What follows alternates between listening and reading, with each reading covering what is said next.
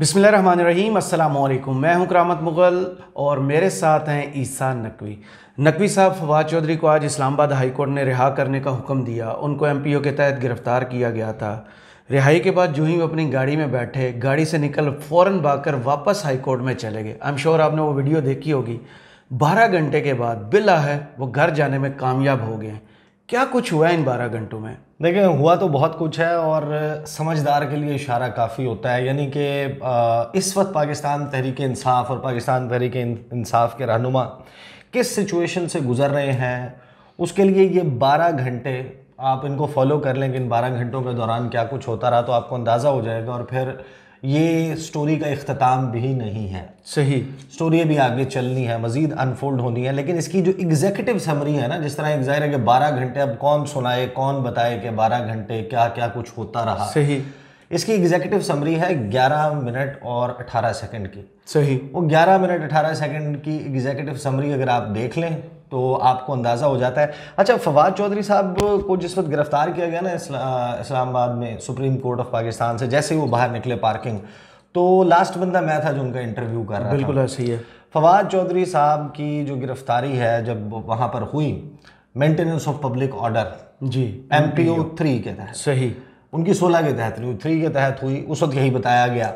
और उससे पहले जब वो मौजूद थे सुप्रीम कोर्ट में, अहाता अदालत में मौजूद थे, कैफेटेरिया में 11 घंटे तकरीबन उन्होंने वहाँ गुजारे थे। जो पास है प्रेस एसोसिएशन, उसके कमरे में मौजूद थे, वहाँ पर इंटरेक्शन हुआ। मेरा इंटरेक्शन बहुत ज़्यादा तवील नहीं हुआ। कोर्ट रिपोर्टर्स तो मुकम्मल वक्त मौजूद थे ना, मैं तो गया था तकरीबन जिस वक्त उनकी गिरफ्तारी से आप समझेंगे आधा घंटा पहले। सही। फवाद चौधरी साहब की जो बॉडी लैंग्वेज है, देखें, वो एक मरतबा पहले जेल बिल्कुल ऐसे ही उठाए गए, वो उन्होंने जेल रखा गया। जेल काटी, वो काटने के बाद बाहर आए। तो जाहिर है कि एक बंदे के अंदर एक ट्रॉमा मौजूद होता है। और फवाद चौधरी साहब अपनी बेटियों का तस्करा करके आप दीदा भी हो गए थे, आपको याद होगा, काशिफ अब्बासी साहब के शो में। जब अंदाज़ा हो गया उनको कि अब गिरफ्तारी यकीनी है, वो पूरी रात तो नहीं गुजारेंगे सुप्रीम कोर्ट पे, उन्होंने अपनी वाइफ को फ़ोन किया, अपनी बच्चियों से बात की फ़ोन पे, फिर अपने भाई को फ़ोन किया।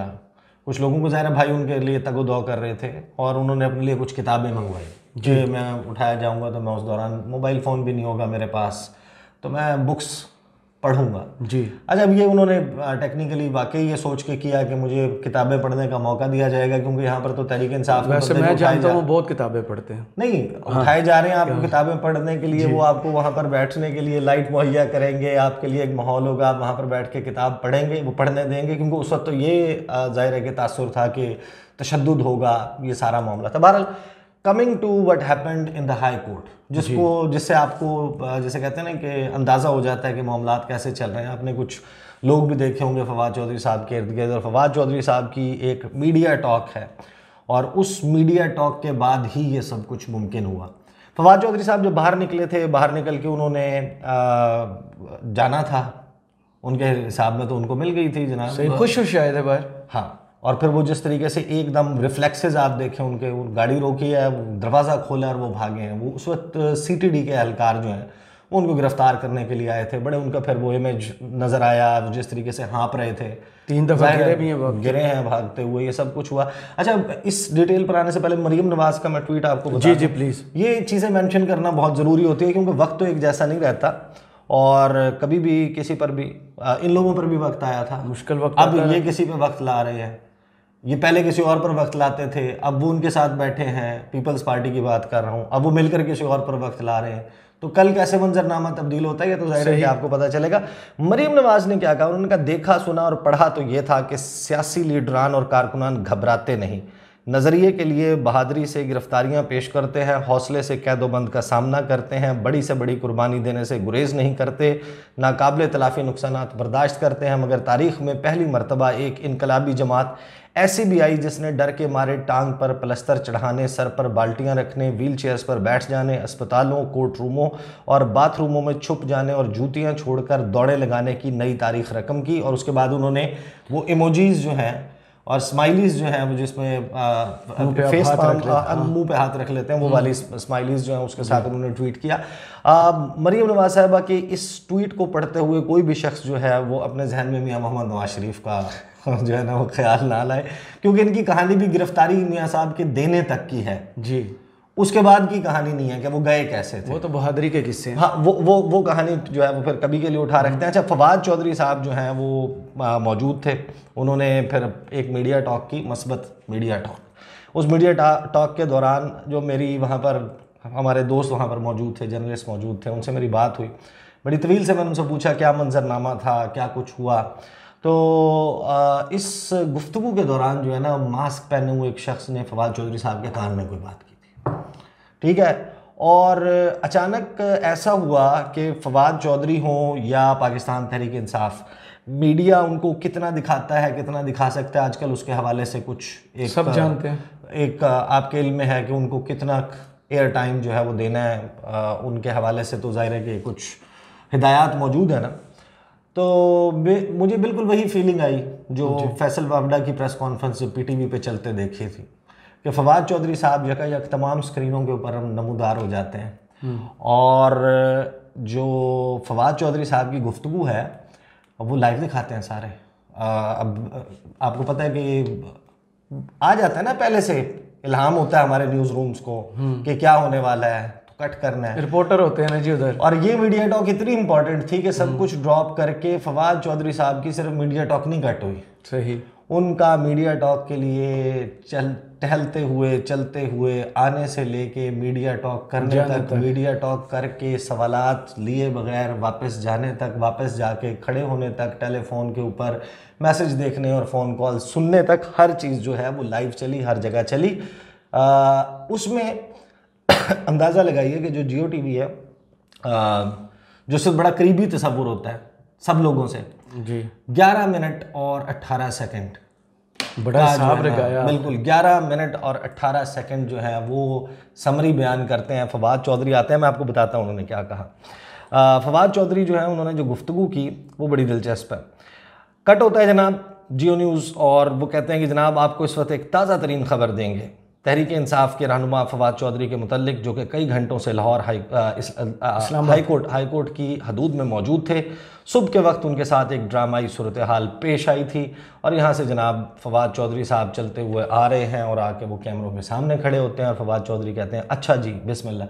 अच्छा, बॉडी लैंग्वेज फवाद चौधरी की डाउन थी, सुप्रीम कोर्ट में भी उस दिन बड़ी डाउन थी और उनके चेहरे पे जाहिर है कि आप एक ट्रॉमा का अंसर जो है वो वाज़े नज़र आता था। और जब वो ये गुफ्तगू भी कर रहे थे, उस गुफ्तगू के दौरान आपको बिल्कुल बड़े अच्छे से अंदाज़ा हो जाता है। कभी कभी आप जुमले बोल रहे होते हैं और आपकी ज़बान, आपके अल्फाज, आपके लहजे का, आपके चेहरे के तासुरात का, आपकी बॉडी लैंग्वेज का साथ नहीं दे रहे होते। तो कमो बेश वही सूरत हाल थी, लेकिन फवाद चौधरी ने ये की, बकाई में होशो हवास फवाद चौधरी ने ये बात की। और जहाँ पर वो इंसिस्ट करते हैं ना बतौर तर्जुमान तहरीक इंसाफ जी, तो जाहिर है कि वो आपको अंदाज़ा हो जाता है कि तहरीक इंसाफ जो है ऑब्वियसली जब ये वाक़यात हुए थे 9 मई के, मैंने उसके हवाले से उसी वक्त प्रेडिक्शन बहुत दफ़ा की थी, 1-2 मरतबा नहीं कि ये दिस इज़ वेरी सीरियस और इसके ऊपर आप देखेंगे कि क्या चीज़ें हो सकती हैं मुतवक्के तौर पर।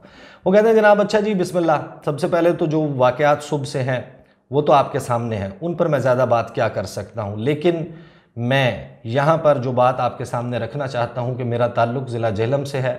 हमारा जो तमाम इलाका है, तमाम जो ज़िला है वो शहीदों का और गाज़ियों का मस्कन है। हमारा तो कोई कब्रिस्तान ही नहीं है जहाँ कोई शहीद दफन नहीं है। और ये जो रिश्ता है हमारे ख़ानदानों का रिश्ता, हमारे लहू का रिश्ता, ये हर रिश्ते से ज़्यादा मुकद्दम है।